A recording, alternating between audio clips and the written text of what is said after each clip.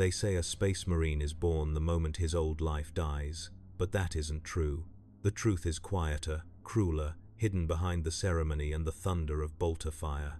A space marine begins long before power armor seals around his bones. He begins as a frightened boy dragged into impossible expectation, reshaped by gene seed, reforged by pain, sculpted into something that no longer remembers how to weep.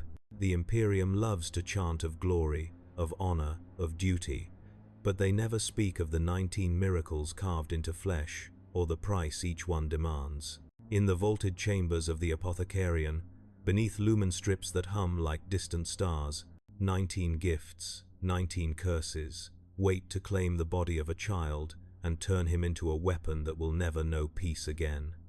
And once the transformation begins, there is no turning back. Before we descend into that world, like the apothecaries who peel away the last traces of mortality, I ask only this: if you find value in Tessas, these hidden truths, in the shadowed corners of the lore that few dare speak aloud, then lend your strength, like, share, and subscribe so this chronicle can continue to breathe. The memory of the choosing never leaves you. Not even when your bones have been reforged, your blood thickened, your second heart beating with tireless discipline. Long after the gene seed settles and the last echoes of your mortal life crumble to ash, the moment they took you remains sharp as a blade held against the throat of your past. That day has a way of living on in the spaces between thoughts, intruding when you least expect it, during prayer, during battle, during the quiet seconds when even a space marine remembers he was once a child afraid of the dark. I was 11 when the sky above the lower hive cracked open with the sound of thunder. Most of us had never heard real thunder before. The hive cities drowned such sounds beneath the grinding of machinery and ceaseless industry. So when the fortress monastery's gunship descended like a fragment of midnight torn loose from the void, every child in the courtyard froze. Even the adults, hard men and women shaped by scarcity and violence, went still. The craft's hull was etched with the sigil of our chapter, a symbol stamped into every ration packet and propaganda slate but rarely seen in the flesh. Its engines roared with a bass note that vibrated through the ferrocrete beneath our feet, rattling the rusted metal of the market stalls and sending scraps of trash spiraling through the air like frantic birds. Someone beside me whispered, "They're here." Nobody had to ask who. The Adeptus Astartes only came for 2 reasons: to collect tithes of fealty or to choose recruits. And our world had already paid its tithes in ore and bodies, so there was only one reason left. A quiet panic rolled across the courtyard. Mothers gripped children who were not old enough to be considered. Fathers stood tall and silent, jaws clenched. A few whispered prayers to the Emperor or clutched at small relics worn thin by generations of desperate fingers. The air smelled of smoke, sweat, and the bitter tang of promethium drifting from the manufactorum stacks above. Then the gunship's ramp hissed open. A figure stepped out. He was not a giant by the standards I would later come to know, but to a hive-born child who had only seen astartes in flickering hollows, he was impossibly huge. Armor the color of deep midnight framed his figure, each plate marked by ritual etchings that shimmered under the pallid hive light. His steps were weighty enough to echo as he descended the ramp, each one carrying the certainty of a man who had never questioned his purpose. A chaplain walked beside him, skull-helmed and draped in purity seals that fluttered like torn wings in the wind. Between them, carrying a metal case in one gauntleted hand, was the apothecary. At that age, I did not understand what his tools meant. I saw only the glint of surgical steel and the strange vials glowing softly within his kit. Even then, something deep inside me recognized the truth. This was a man who could unmake you just as easily as he could save you. Later, I would learn to respect him more than any other figure in the chapter, fear him, too. Reverence is rarely born from comfort. The chaplain's voice boomed through the courtyard, resonant even without amplification. "Children," he said, "step forward." His tone bore no warmth. It did not need warmth. It held the authority of the Emperor's own decree. We obeyed. Dozens of us formed a line before him, shuffling nervously, eyes wide and breaths shallow. Some clutched small trinkets from home, a carved bone charm, a scrap of fabric, a fragment of glass polished smooth by worry. I held nothing. Everything I owned was on my back, and none of it would matter soon. The apothecary stepped before the first child and placed a metal device against the boy's temple. It clicked once. Green light. Eligible. The boy's family began to weep, not just with sorrow, but with pride so sharp it cut through them like a blade. Their son had been chosen. Their bloodline would carry honor into the stars. For the next child, the device clicked twice. Red light. Not eligible. No explanation. No reason given. The red light alone sealed the child's fate. He would live and die in the hive, nameless among billions. His mother let out a quiet sob, one she tried desperately to smother. Failure was dangerous. Anyone who questioned the chapter's judgment risked far more than shame. We all learned young that survival meant silence. When my turn came, my legs nearly buckled. The apothecary loomed over me, his armor humming with faint machine spirits, and his rebreather exhaling slow, measured breaths that misted in the chill hive air. His hand, enormous and steady, lifted the scanner toward my head. I could hear my pulse in my ears. Click. The green light shone, brighter than the sun. A hand gripped my shoulder, not unkindly, but with a weight that brooked no argument. The chaplain studied me through the hollow sockets of his skull helm. For a heartbeat, I felt as if he saw every sin I would ever commit, every fear I would ever feel, and every kill I would one day be forced to make. Strength lies in sacrifice, he said. I didn't know what he meant. I would learn. The chosen children, only 7 of us, were guided toward the gunship. The air inside smelled of oil, incense, and sanctified metal. As the ramp began to close, I turned and caught the last glimpse of my parents. My mother raised her hand. My father did not. His face remained unreadable, carved from disappointment or pride, or perhaps both. Then the ramp sealed shut, and the world I knew ended. The flight to the fortress monastery was short but felt endless. None of us spoke. The storm of emotion inside me, fear, exhilaration, dread, knotted so tightly that I could not separate one feeling from another. When the gunship finally settled, the doors opened to reveal a structure unlike anything I had imagined. Monolithic towers pierced the clouds, their walls carved with statues of warriors whose deeds had shaped ancient history. The air tasted colder here, cleaner, but sharp with the iron whisper of discipline. The astartes led us through vaulted halls, lined with banners and relics. Servitors shuffled silently across the marble floors, their eyes hollow and their hands replaced by surgical instruments or cleansing devices. The light was dim, filtered through stained glass windows that depicted the chapter's victories in shades of crimson and gold. Every sound, every footstep, every breath echoed like a prayer held too long in the lungs. We entered a chamber lit by flickering candles. A circle of neophytes knelt in silence, their heads shaved, their bodies draped in plain robes. Their faces were pale and haunted. Some bore fresh scars on their forearms or the sides of their temples. The air around them carried the metallic scent of healing wounds. An astartes greeted us bareheaded, his features chiseled from stone.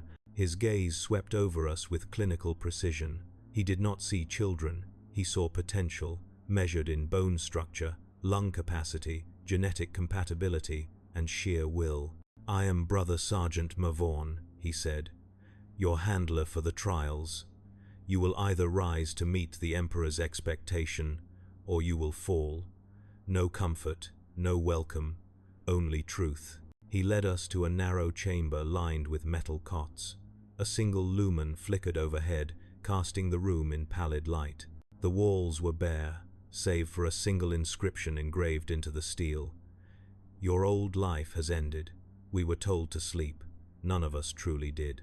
Through the thin metal walls, we heard distant cries, some muffled, some sharp. The sounds of trials underway, the sounds of children not surviving. My mind painted horrors I could not name. Every groan of the fortress, every metallic creak, felt like an omen. Hours passed, or perhaps only minutes, before the door swung open and Brother Sergeant Mavorn returned. His shadow filled the threshold, a dark shape that seemed to blot out the lumen behind him. "Rise." We obeyed. He took us through corridors that twisted like a labyrinth. Eventually we reached a chamber that smelled of antiseptic and cold metal. The apothecaries waited within, their white armor stained from 100 surgeries. They did not speak as we entered. They simply gestured for us to lie upon the surgical slabs. A cold shiver crawled up my spine. This was where it began. A servitor approached me, clamps hissing softly as they adjusted. Its mechanical limbs secured my wrists and ankles against the slab. I tried to steady my breathing, but panic clawed its way up my throat. Another servitor lowered a mask over my face. "Inhale," a monotone voice instructed. The air tasted sweet, too sweet. Darkness swallowed me. I woke to agony. It was not the sharp, immediate agony of a wound, but a profound internal pressure, an ache that radiated outward from my chest, throbbing with each unnatural beat of my heart. My throat was raw. My limbs felt heavy. My breathing came in ragged gasps. When I tried to sit up, restraints held me down. Through the haze of pain, I saw vials of fluid dripping into my veins, each one labeled with sigils I could not read. My skin burned beneath my ribs, as though something alive had been placed inside me and now fought to escape. A voice drifted through the fog. "The secondary heart is active." Another voice answered. "Good. Prepare the os modular." A cold realization burned through me. The transformation had begun. My body tensed involuntarily as another surge of pain ripped through my spine. My bones felt as if they were being hollowed out and reforged from within. I could hear a faint cracking, my own skeleton reshaping itself. I tried to scream, but the mask muffled the sound into a pitiful whimper. The boy I had been, a skinny hive whelp who scavenged scrap metal across the lower platforms, died on that table. Not suddenly, not mercifully. He died over hours, one nerve at a time, replaced by something stronger, something heavier, something no longer entirely human. The pain rose and fell in waves, each one stronger than the last. I lost track of time. The chamber swayed, faces blurred, voices echoed. I might have fallen unconscious again. I might have stayed awake. The experience fractured into shards too broken to reassemble. When the agony finally receded enough for thought to return, I found myself lying in a recovery cell. The restraints were gone. The pain, though still present, had dulled to a deep throb. Someone had left a cup of water beside the cot. I reached for it with trembling hands. My fingers were longer, thicker, stronger. I nearly dropped the cup. As I drank, the water tasted wrong, metallic. My tongue felt swollen. My throat burned with each swallow. Tears threatened to rise, not from pain, but from the faint realization that the person I had been hours ago would never exist again. Footsteps approached. Brother Sergeant Mavorn filled the doorway. "You survived," he said. The words held neither praise nor sympathy. They were merely an acknowledgement. "More surgeries await, more trials, more pain.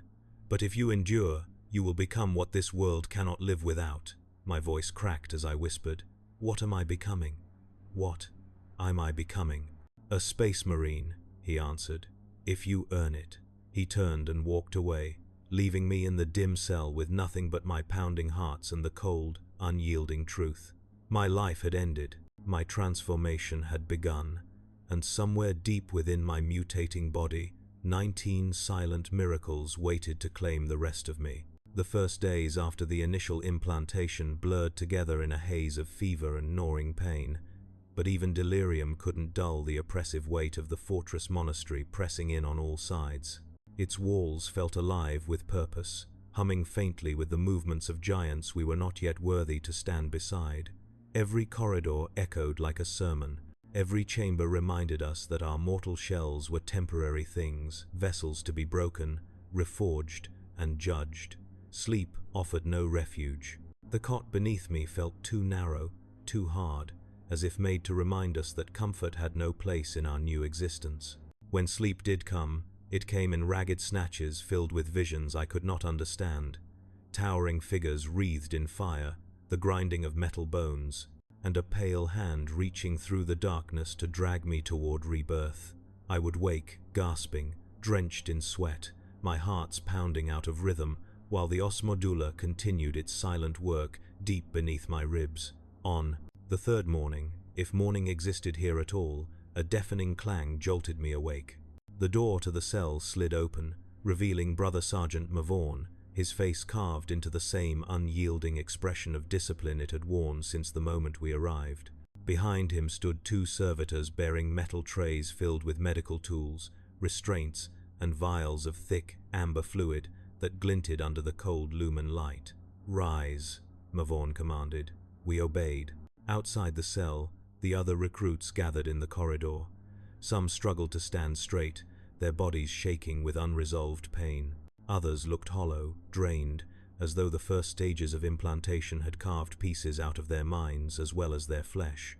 I recognized the boy who had stood beside me during the choosing a soft-spoken kid from the manufactorum levels named Rennick. His eyes now held a dull sheen, as if the fever had stolen whatever innocence he had left. Mavon led us through a winding path of steel corridors, their walls etched with the insignia of battles fought centuries before we were born. We passed chambers filled with chanting chaplains, their voices booming like thunder through the stone. Training halls that echoed with the grunts of older neophytes sparring under the watchful gaze of grizzled veterans, and a great arched window through which we glimpsed the planet's barren surface, winds sweeping across endless plains of ash. At last, we reached the apothecarian. The doors opened with a hiss, releasing a wave of cold air thick with antiseptic and incense. The chamber beyond was vast, lined with surgical stations and Medicae pods that stretched into the shadows above. The ceiling was lost in gloom, yet faint lumens flickered like distant stars, casting pale reflections across rows of gleaming instruments. Apothecary Saliken, tall even for an astartes, stood in the center of the chamber. His armor was bone white, adorned with purity seals and tubing that pulsed, faintly with luminescent fluids. The reductor at his hip glinted in the cold light like a promise. His gaze swept over us with clinical precision. "Your first implants have taken hold," he said, voice deep and reverberating. "Your hearts beat in unison now. Your bones respond to the osmodula's will. But this is only the beginning. What comes next will push your bodies beyond mortal limitations." Rennick swallowed audibly. I could hear it despite the cavernous hall. Saliken gestured toward a line of surgical slabs. "Lie down. The next phase begins now." We each took our place. Cold metal bit into my back. Restraints closed around my limbs with a finality that sent a tremor through me. Servitors moved to and fro with mechanical precision, checking tubes, adjusting clamps, preparing tools that gleamed with ritual oils. The apothecary approached my slab first. "You survived the first trial," he said, adjusting a device above my chest. "Many do not." His words were not meant to comfort. They were simply true. He held a vial of swirling purple fluid between two fingers. "This is the Biscopia solution. It will enhance your musculature, accelerate growth, and stimulate the osmodula further. The process is uncomfortable." Uncomfortable was the kind of understatement only an astartes could deliver with a straight face. He inserted the vial into a port above my arm and activated the injector. The fluid burned. It hit my bloodstream like molten fire, racing through my veins at breathtaking speed. My muscles spasmed uncontrollably. My jaw clenched until my teeth ached. A strangled sound escaped me before I could stifle it. But no one spoke. No one cried out in protest. Pain was expected. Pain was necessary. Saliken moved on to the next recruit. As the Biscopia surged through me, visions danced before my eyes, patterns of light, twisting shapes, fractal structures blooming in impossible colors. My heart hammered. My bones creaked as they stretched, reshaped, thickened. Heat radiated from my spine outward, as if something inside me was waking up, hungry and unrestrained. Minutes stretched into hours. At some point I lost sense of time. The fever consumed everything. When consciousness returned, it did so slowly, rising like a dying ember catching sudden breath. My limbs felt heavy, my muscles swollen and stiff, as if I had grown inside too small a body. I strained against the restraints, and the metal groaned. That alone terrified me more than anything, the idea that I could bend metal accidentally. I turned my head. Rennick lay motionless on the slab beside me. Sweat drenched his skin. His breath came in shallow gasps. His fingers twitched, then curled tightly as another wave of pain rippled through him. We were all trapped in the same hell, each of us an experiment in survival. The next phase came without warning. Servitors returned, carrying metal trays filled with small, cylindrical objects. The liman's ear, implant. The sinew coil, the hemastamen. Each device was a miracle of Imperial bioengineering, but in that moment they felt like instruments of torture. Apothecary Saliken returned to my side, now holding a long syringe filled with a translucent blue solution. The hemastamen, he explained. It will alter your blood, strengthening coagulation and oxygenation. Some recruits suffer organ shock. You will not. Another understatement. The needle pierced my skin. Cold flooded through me. My vision dimmed, then sharpened. I could hear everything, the hum of servitor motors, the distant clang of armor plates, even the faint vibrations of the fortress's reactors thrumming deep below. I gasped. The world sounded too loud. That is your perception expanding, Saliken said. Do not fear it. Fear it? The sudden flood of sensory input felt like drowning in noise. I clamped my eyes shut and forced my breathing to slow. Gradually, the sound resolved into layers, each one distinct. I could almost track footsteps 3 chambers away. It was madness, necessity, transformation. The next surgery was worse. The sinew coil had to be threaded into my muscle fibers, reinforcing them with wire-like structures that would allow me to withstand the strain of power armor. The pain was sharp, metallic, slicing through the haze like a blade. It spread through my limbs in waves, leaving behind a trembling exhaustion. Then came the liman's ear implant, injected through a narrow needle behind the jaw. A numbness spread across the side of my face, followed by a distant buzzing that grew louder with each passing second. Suddenly, the hum of the chamber vanished. The world went eerily silent. Had I gone deaf? Before panic could settle, a whisper touched my ear. "Do not fear," Saliken murmured. "Your ear is recalibrating." Just as suddenly, sound returned, sharper, clearer. I could hear the heartbeat of the recruit 3 slabs away. I could hear the distant echo of wind against the fortress walls, and beneath it all, I could hear my own heart's beating in perfect synchronization. The realization was terrifying, exhilarating, disorienting. The surgeries continued, one after another, hours without rest, hours without mercy. Each new implant tested our resolve, our endurance, the strength of our will. By the time the final injection was complete, my body no longer felt like my own. Every breath, every twitch of a muscle felt wrong, as if someone had replaced the familiar workings of my flesh with machinery carved from bone. When the restraints finally released, I rose slowly from the slab, legs trembling, vision swimming. Renek struggled to stand beside me, his eyes glassy with exhaustion. 2 others didn't rise at all. Servitors removed their bodies silently, without ceremony. They had failed. Nothing more needed to be said. Brother Sergeant Mavon reappeared at the entrance, his presence radiating discipline. "Stand," he commanded. We formed a line, barely. "This was merely the 2nd stage," he said. "You will undergo 16 more. Some will test your flesh, others will test your mind. All will break you if you allow weakness to take root." His gaze swept across us like a blade. It lingered on me for a fraction longer. "Come, you will rest before training begins." Rest. The word had lost meaning. We were taken to a new dormitory, larger, colder. The beds were hard slabs. The air smelled faintly of oil and sweat. I lay down and stared at the ceiling, listening to the quiet groans of recruits trying to endure the aftermath of their surgeries. My body pulsed with heat. My bones ached as if stretching. My hearing picked up every movement in the room, every breath, every shift of cloth against metal, every heartbeat trembling on the edge of failure. I closed my eyes, but rest did not come easily.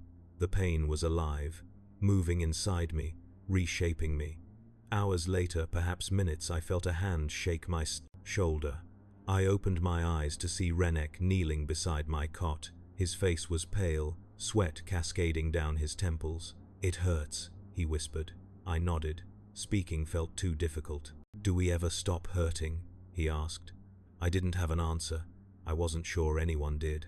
Brother Sergeant Mavon entered then, his voice carrying across the chamber like a hammer striking an anvil. "Recruits, rise." We obeyed, though every muscle screamed. "You have endured the first surgeries," he said. "Now begins the part your predecessors feared most." His eyes locked onto mine. "The part where you learn whether you truly deserve rebirth." He turned sharply and led us toward a new corridor, one shrouded in dim light, lined with banners depicting warriors long dead. My steps faltered. Fear crept through me, not of death, but of transformation, of losing whatever fragment of humanity still clung to my bones.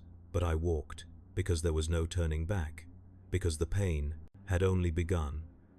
Because a weapon forged does not choose its shape, it endures, survives, becomes.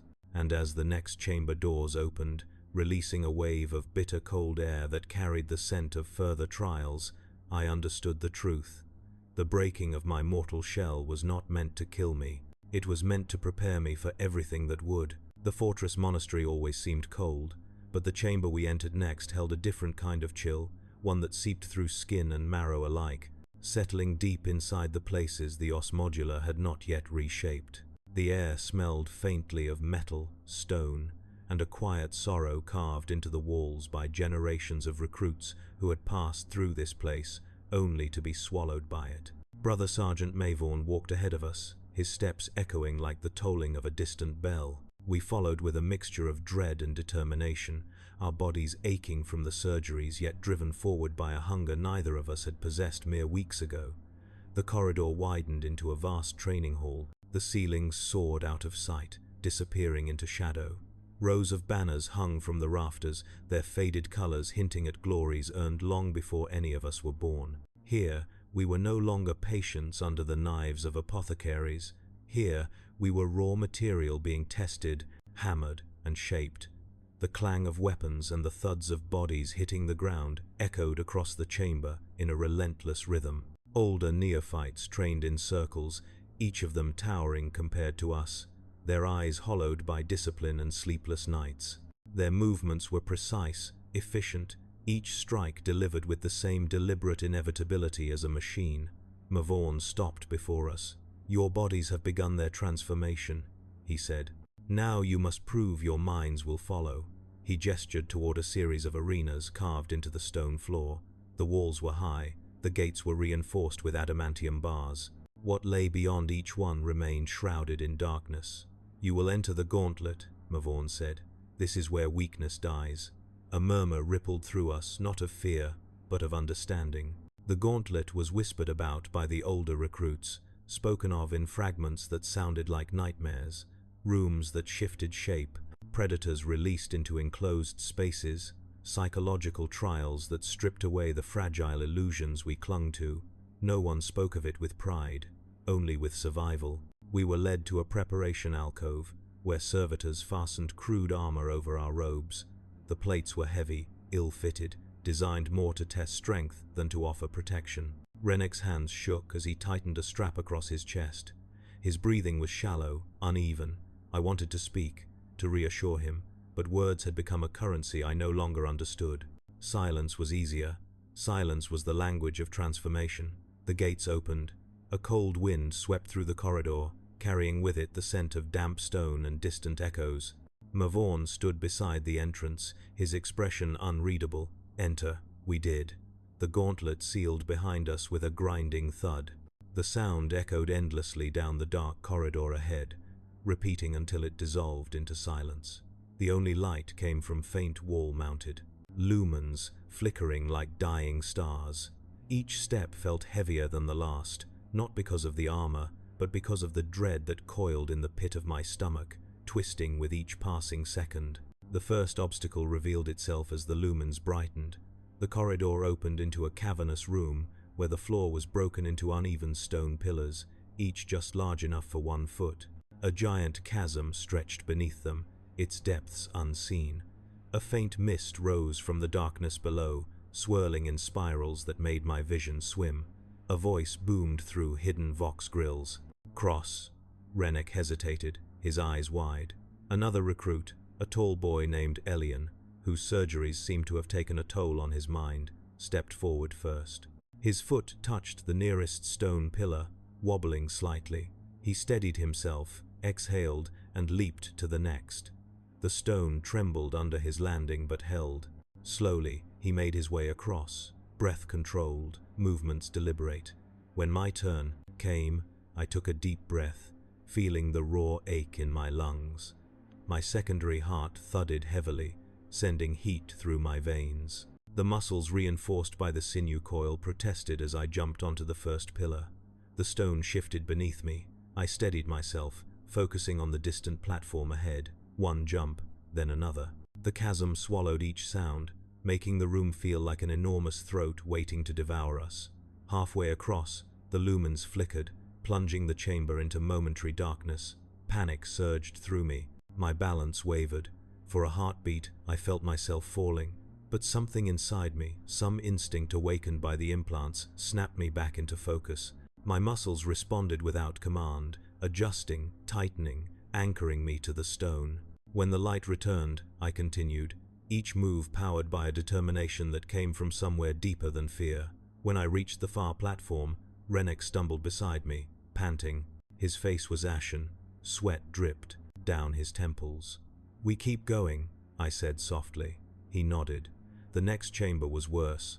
A series of steel cages lowered from the ceiling, each containing a creature native to our chapter's homeworld. Some were grotesque predators with chitinous limbs and barbed tails. Others resembled massive, hairless wolves with jaws capable of crushing bone. The cages slammed open with a metallic clang, releasing the beasts into the chamber. We were handed wooden training staffs. Wooden, against predators, evolved to kill swiftly and without hesitation. Alien took the first strike, an unwise thrust toward a chitinous predator twice his size. The creature moved with terrifying speed, knocking him to the ground. Its barbed limbs slashed across his armor, carving deep gouges. He screamed, the sound sharp and piercing. The scream cut off abruptly as the creature pounced again, and then he lay still. No one moved to help him, not even Mavorn. This, too, was part of the trial. Rennek's breathing became frantic. "We're going to die," he whispered. I didn't answer. I stepped forward, gripping the staff until my knuckles whitened. A wolf-like creature lunged at me, its jaws snapping shut with a wet crunch just inches from my arm. I sidestepped, using my enhanced reflexes, and struck its flank. The impact reverberated through my bones. The beast howled and spun, claws slashing. I ducked, rolled, struck again, this time across its muzzle. The creature hesitated. A human child might have been prey, but I was no longer just human. I attacked with a ferocity I didn't know I possessed, driving the staff into the creature's throat. It collapsed with a shudder, legs twitching. Rennek fought beside me, barely holding his ground. Sweat poured down his face. His staff cracked under the weight of a predator's blow, but he used the broken half as a stabbing weapon, jabbing desperately until the beast collapsed. When the last creature fell, the chamber fell silent. The tame survivors, only 5 of us, stood drenched in sweat, covered in scratches and bruises, but alive. Elian's body was dragged away by servitors without ceremony. His blood smeared across the stone floor, dark and glistening under the lumens. Mavorn appeared again. "You survived Phase 1, he said. "Now you face yourselves." The door behind him opened. We entered a narrow corridor lined with alcoves, each containing a reflection slab, a mirror of polished blackstone. The air felt unnaturally still, heavy with anticipation. When we approached the slabs, their surfaces shimmered, flickering like disturbed water. The reflections that stared back at us were wrong. My reflection stood taller, broader, clad in armor I had not yet earned. Its eyes glowed faintly, as though lit from within by some distant flame. Its lips curled in a faint, knowing smile. A whisper brushed my ear. "You are not enough." The voice wasn't mine. Rennek let out a quiet gasp. His reflection tilted its head toward him, eyes hollow, expression twisted into something cruel. "This is the mirror trial," Mavorn said from behind us. "A test of mind, a test of spirit. The gene seed enhances more than your flesh. It amplifies fear, ambition, hunger. The mirror reveals what festers beneath." The voice in the mirror grew louder. "You are weak. You are a mistake. You survived by chance. You will die in the next room. You will fail." My throat tightened. The reflection stepped forward, yet its feet made no sound on the floor. It leaned close to the glass until only a whisper separated us. "You will never be worthy." Something snapped. I struck the slab with my fist. The glass cracked, spiderwebbing outward with a sharp, crystalline shriek, the reflection distorted, flickering like a dying lumen. For a moment, I thought I heard laughter echoing through the corridor, but perhaps it was only the blood pounding in my ears. One by one, the slabs shattered. The corridor grew quiet. Again, Mavon nodded once, not an expression of approval, merely acknowledgement. Good. Your minds bend, but do not break. He stepped aside. The final chamber in the gauntlet awaited us. We entered a vast, circular arena, lit by a single blazing lumen suspended overhead like an artificial sun. At the center stood a massive training servitor, reinforced with adamantium limbs and weapons designed to simulate the blows of an astartes. Its eyes glowed red. The floor beneath it was stained from countless past trials. Mavon's voice echoed through the hall. Your bodies have been enhanced, your senses sharpened, but strength without unity is meaningless. In this final trial, you fight together. The servitor activated, grinding forward on piston-driven legs. Its hammer arm swung with terrifying force, slamming into the floor and sending shards of stone flying. Rennek dove aside, nearly crushed. Another recruit, Yorvan, charged, using his enhanced musculature to deliver a brutal strike to the servitor's knee joint. I moved with instinct, my body guided by the new rhythms of my altered physiology. The sinew coil tightened, reinforcing every motion. My hearts thudded in perfect unison. My vision sharpened, tracking the servitor's movements with predatory precision. Together, we fought, we struck, dodged, countered, and slowly, inch by inch, we brought the machine to its knees. Its red eyes dimmed, its body slumped. Silence fell. Brother Sergeant Mavon entered the arena. You stand, he said. Others fell. Remember them. Honor them. Their deaths were not failures, they were sacrifices that reveal the strength of those who remain. We stood before him, breathing heavily, exhausted yet alive. Rennek swayed but did not fall. Mavon gestured toward the exit. Your next surgeries begin soon. Gather your strength. As we walked toward the door, my legs trembling from exertion, I realized the truth. The gauntlet had not been designed to break us. It had been designed to show us what we were becoming. Not warriors, not yet, but something caught between boy and weapon, between human and astartes, something dangerous, something necessary, something new. And as the doors sealed behind us and the fortress swallowed us once more, I knew the path ahead would only grow darker. But I walked it anyway, because there was no turning back, because the Emperor demanded nothing less, because becoming an astartes required far more than endurance. It demanded surrender, and I had only begun to understand what that meant. The weeks after the gauntlet passed in a haze of transformation so profound that even memory struggled to keep pace. Every sunrise, if the fortress monastery's rigid cycle of lumens could be called such, brought a new surgery, a new implant, a new breach in the dwindling boundaries of what it meant to be human. Pain blurred into routine, routine blurred into ritual, and the ritual became the rhythm by which our emerging identities pulsed, beating in time with hearts that were no longer purely mortal. The transformation deepened in silence. Not because suffering had become familiar, but because words no longer seemed capable of describing the sensations twisting through our bodies. We learned that silence was the language of metamorphosis, spoken in tremors beneath the skin, in the groaning of bones stretched by the os modula, in the fevered stillness of nights, when we lay awake feeling our muscles knit themselves into new patterns. The apothecarian became a second home if the word home could be applied to a place where flesh was peeled apart, rearranged, and sutured with sacred precision. The Medicae staff worked with the calm detachment of artisans, sculpting living stone, their voices softened by reverence as they invoked the Omnissiah's blessing before each incision. I would often catch glimpses of my reflection in the polished surgical instruments, a face thinner than before, cheeks hollowed by nutrient hunger, eyes luminous with a focus that verged on unsettling.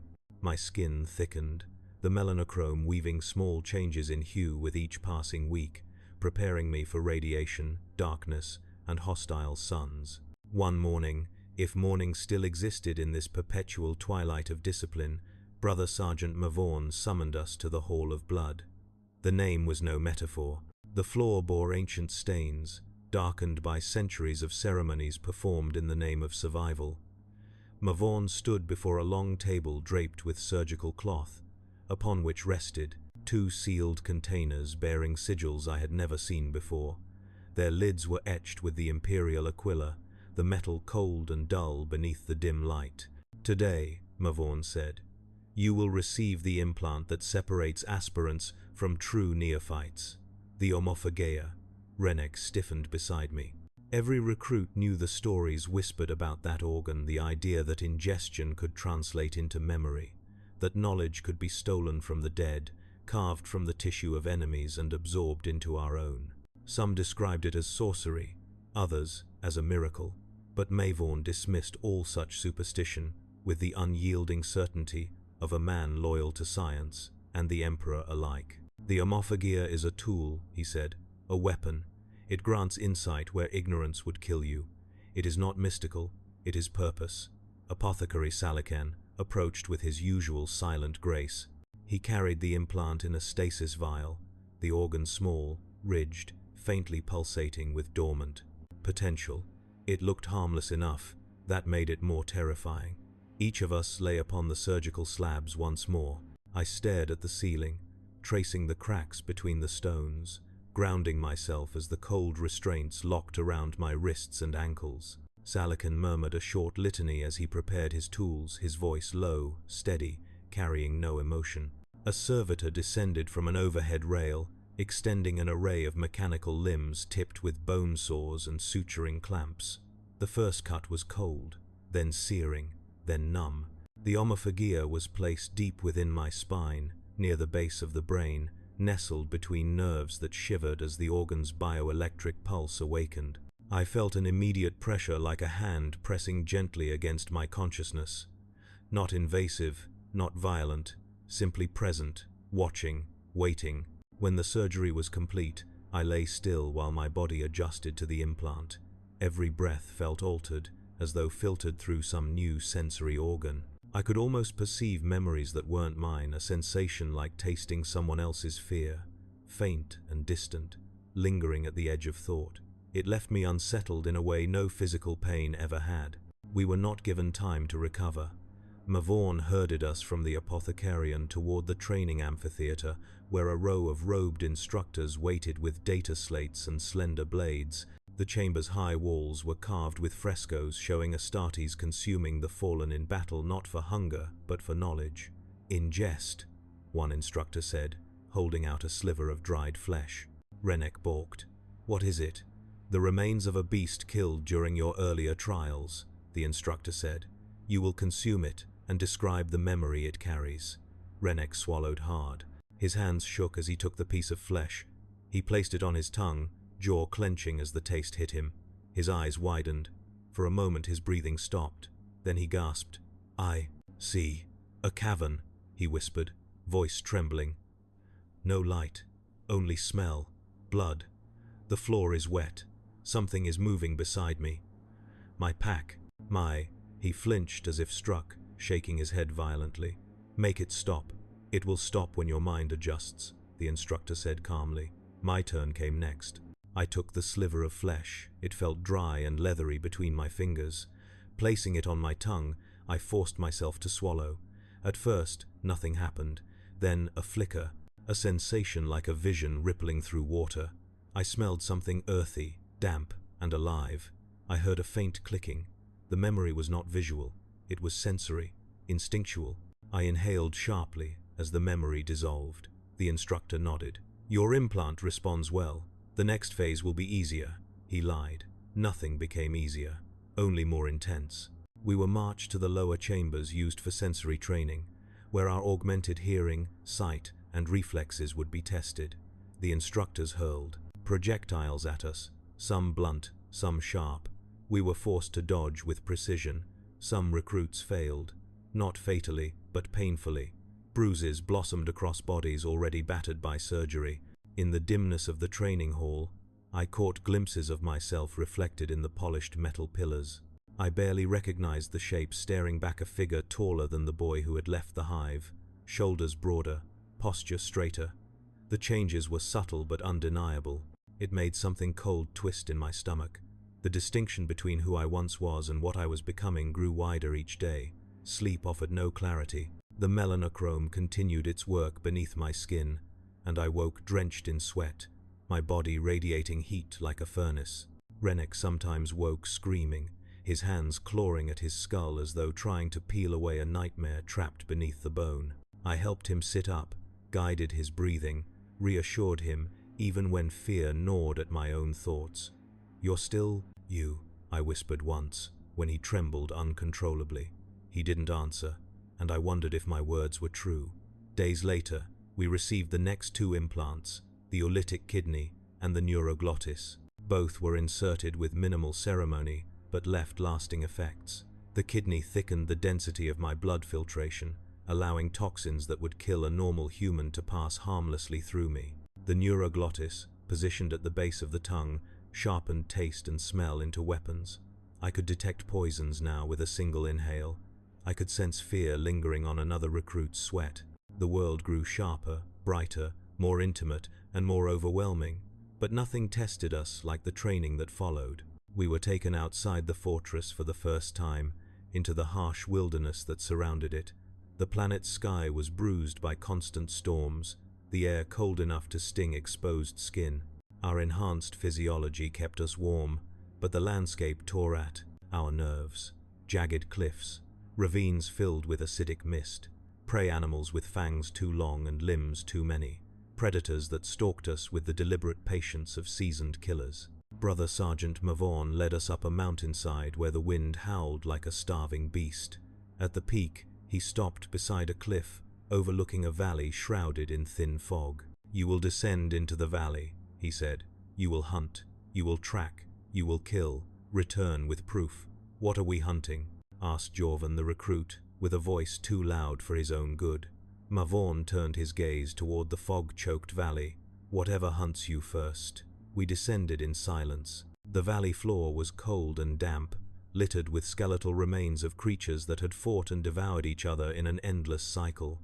Our enhanced senses were both a blessing and a curse, every sound amplified, every scent magnified, until it became a cacophony of instinctual data. The creatures, lurking in the fog, were shadows within shadows, their movements strange, unpredictable. One recruit, Halev, wandered too far ahead. A blur of motion erupted from the darkness, a shriek, bone-snapping. His body vanished into the fog, dragged by something too swift to track. Rennek froze, terror shining in his eyes. "Move," I whispered. "It's circling." He nodded, though his legs trembled. When the creature attacked again, it was on me. A massive shape lunged through the fog, jaws opening with a wet snarl. I dropped into a crouch, my reflexes honed by the sinew coil. The creature's claws sliced through the air where my throat had been. I rolled, grabbed a shard of bone from the ground, and plunged it into the creature's eye.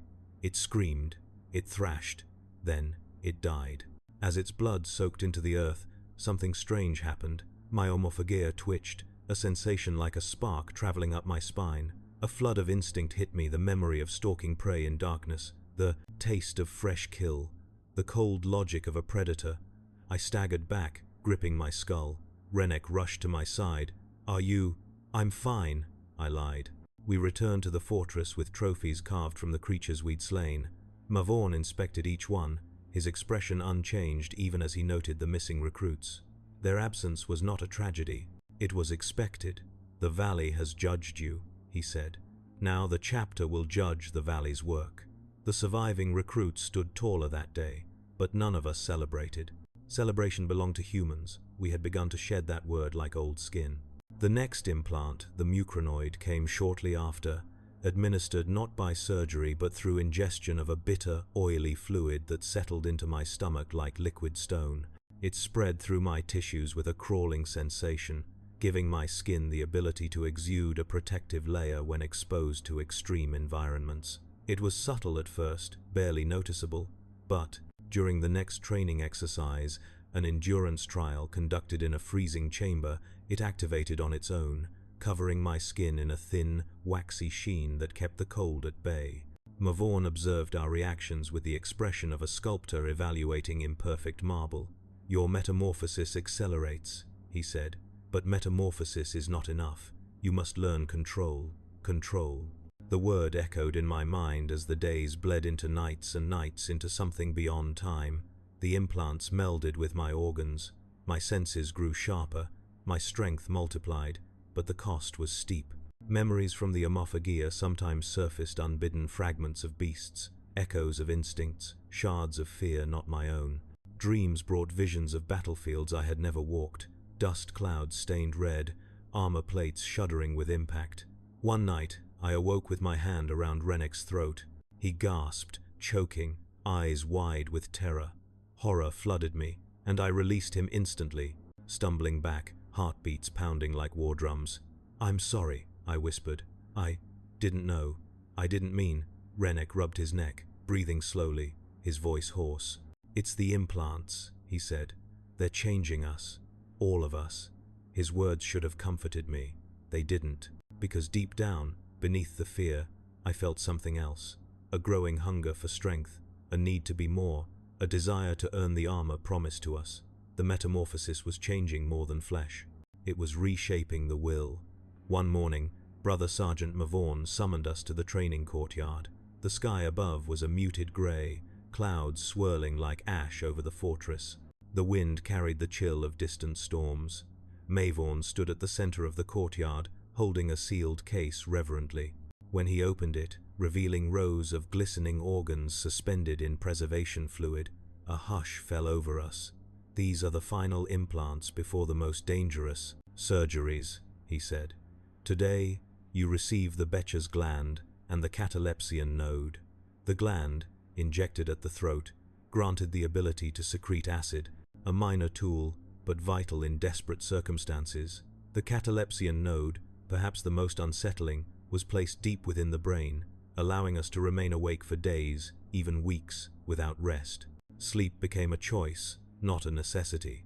The surgeries blurred into one another, and when they ended, we stood in the courtyard, again changed, heightened, sharpened. Mavon studied us as the wind tugged at his cape. "You are not yet astartes," he said, "but you are no longer mortal. What stands before me is the chrysalis. Soon, the final implantation will shatter it, revealing what you are meant to be." He turned away, leaving us standing beneath the storm-heavy sky, our bodies humming with new potential and new dread. Because the chrysalis stage meant one thing, the black carapace awaited, the final boundary between man and astartes, the final surrender of who we once were. As night fell and the fortress lights dimmed, I lay awake, listening to the breaths of the other recruits, each one a reminder of those who had fallen, each one a promise of challenges yet to come. My heart beat steadily, in perfect harmony, but no rhythm could calm the truth rising like a tide inside me. The metamorphosis was no longer silent, it roared, and it would not be satisfied until it consumed everything. The night before the final surgery did not feel like a night at all.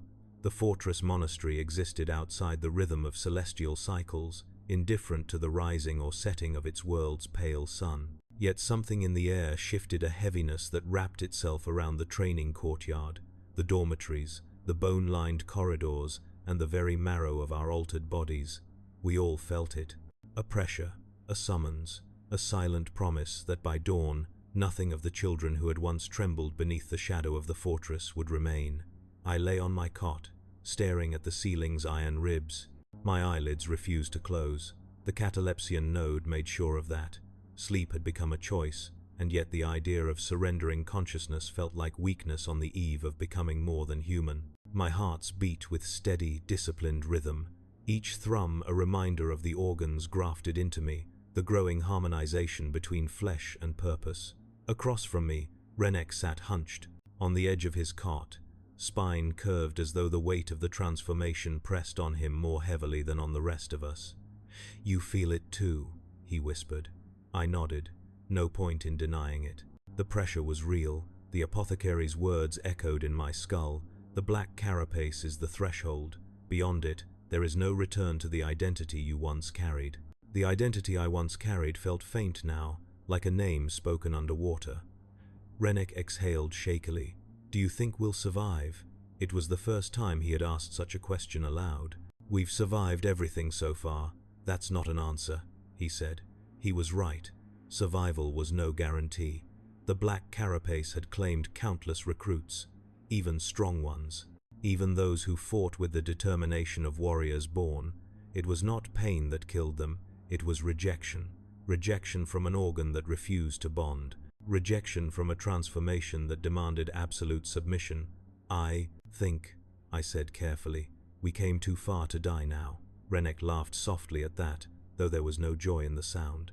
Before either of us could speak again, the dormitory door slid open with a hiss. Brother Sergeant Mavorn entered, his silhouette framed by the cold light spilling in from the corridor.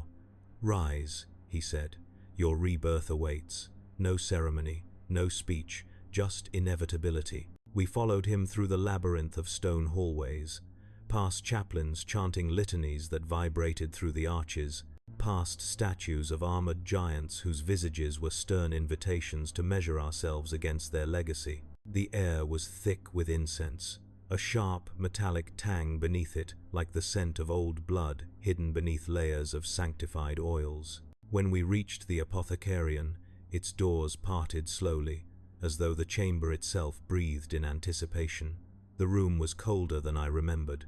Rows of surgical slabs awaited us, each illuminated by overhead lumens that cast white halos across the polished steel. Apothecaries stood ready, their armor pristine, their visors down. Their presence radiated an emotionless certainty that made my stomach twist. This was not a place for hesitation. This was the crucible. At the center of the room rested a sealed container. It was not large. Its casing bore glyphs in high Gothic, etched deep into adamantium plating. The sigils pulsed faintly with a dull glow. We all knew what was inside. Apothecary Salican stepped forward and placed one gauntleted hand upon the container. "The black carapace," he said, voice resonant and steady. "The Emperor's final gift to his angels. The interface through which you will command armor meant for gods." Rennek swallowed. Even Mavorn bowed his head slightly. Salican opened the container. The carapace organs rested within, each one a flat, black disc, marked with intricate veins of metallic filigree. They pulsed faintly, almost imperceptibly, like dormant hearts waiting to awaken. We were called forward one by one. I stepped up when my name was spoken. Salican examined my vitals with a glance, reading data streaming across the display of his helm. Whatever he saw must have satisfied him, for he nodded to the servitors. "Prepare him." The restraints closed around me, cold metal against fevered skin. My breath hitched. The air tasted sterile. The hum of machinery filled my ears. A tray of surgical tools hovered into position. Salican selected a scalpel. "The black carapace must be placed beneath the skin," he said. "Your body must accept it without resistance. The interface nodules will connect with your nervous system. Should the bond fail, so will you." I said nothing. Fear had no voice here. The first incision was shallow, the second was not. I clenched my jaw as Salican peeled back flesh from my abdomen, exposing muscle that twitched reflexively. Cold air touched nerves I had not known existed. My heart's hammered. Heat radiated through me, meeting the chill of the surgical chamber in violent contrast. The carapace organ was lifted from its cradle. Salican placed it upon my exposed muscle. For a moment, nothing happened. Then it awakened. The black carapace pulsed, tendrils unfurling like living circuitry. They burrowed into my flesh with relentless precision, seeking nerves, blood vessels, bone. Agony erupted through me, raw, electric, overwhelming. Every nerve flared white-hot, flooding my mind with blinding pain. I bit down until my teeth ached, my vision blurred. The carapace continued to spread, up my abdomen, across my chest, toward my spine. Each tendril was a needle of living iron, threading itself into me, pulling my consciousness into a spiral of heat and pressure. Breath became impossible, sound warped. The lumens above me flickered as though dimming in sympathy. Salican watched with clinical focus. His vitals spike but remain stable. Continue. The carapace pierced my spine. A scream tore from my throat. The world shattered, then reformed. For a moment, I lay suspended in a strange clarity, as if hovering above my own body. I could feel everything, the flow of blood through both hearts, the tightening of muscle fibers reinforced by the sinew coil, the micro-adjustments of the oolytic kidney regulating toxins. And at the center of it all, the black carapace pulsed with a slow, deliberate rhythm. 1 beat, 2, 3, bonding, accepting, becoming. And then, like a new sense snapping into place, I felt something else, something mechanical, something waiting, a connection point, an interface, as though armor unseen stood around me, anticipating my presence. When consciousness returned fully, I realized the surgery had ended. The restraints opened. I sat up slowly, breath ragged, sweat dripping down my temples. Rennek was still on his slab. He did not scream. He whimpered once, then his body went rigid. The monitors beside him flickered. Alerts flashed red. "No," I whispered. Apothecaries surged toward him. Their voices remained calm, but the urgency in their movements betrayed the truth. The black carapace had rejected him. The organ's tendrils spread too fast, too deep, too aggressively. They pierced nerves before they could stabilize. His spine convulsed. Blood welled across his chest in a dark, spreading bloom.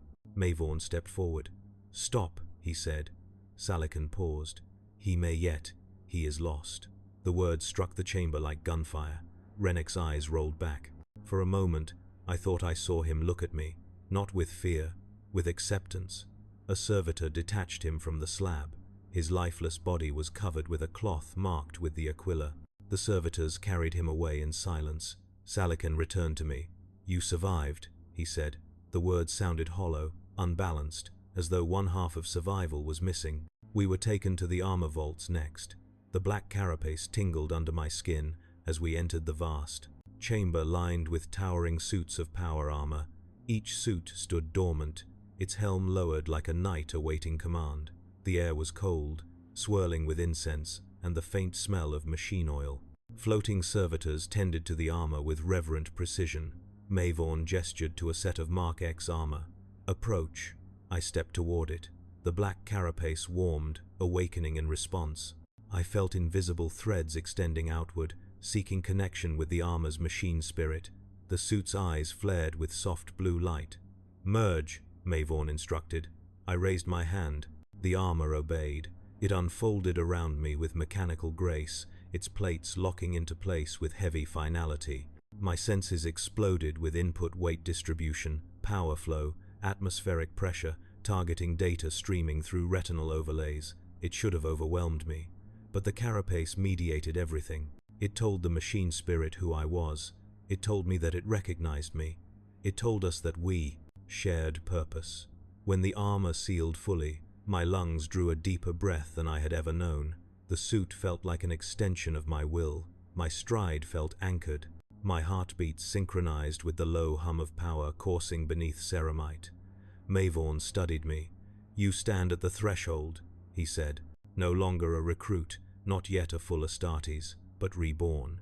The others stepped forward, receiving their armor one by one, some with awe, some with grim solemnity. A few with haunted eyes still mourning the dead, not just Rennek, but all those who had fallen along the way. When we stepped into the courtyard, clad in armor that glinted beneath the storm-dark sky, I felt the wind move differently. It no longer cut through me, it bowed around me. The fortress monastery seemed smaller, the world seemed sharper, my thoughts clearer, my body a weapon forged with deliberate purpose. Brother Sergeant Mavon stood before us, his armor reflecting the rising storm. "You have died," he said. "You have been remade. You carry organs wrought from the Emperor's design. You carry discipline forged in pain. You carry the weight of those who did not rise beside you." He paused. "Now you carry the armor." Lightning split the sky behind him. "You are neophytes of the chapter, apprentices to the angels of death. The galaxy awaits your proving."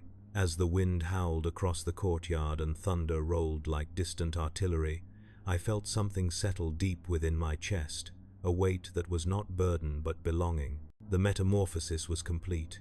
The chrysalis was shattered, and whatever I had once been, whatever name I had carried, whatever memory of childhood clung to the edges of my soul, burned away like incense before the dawn.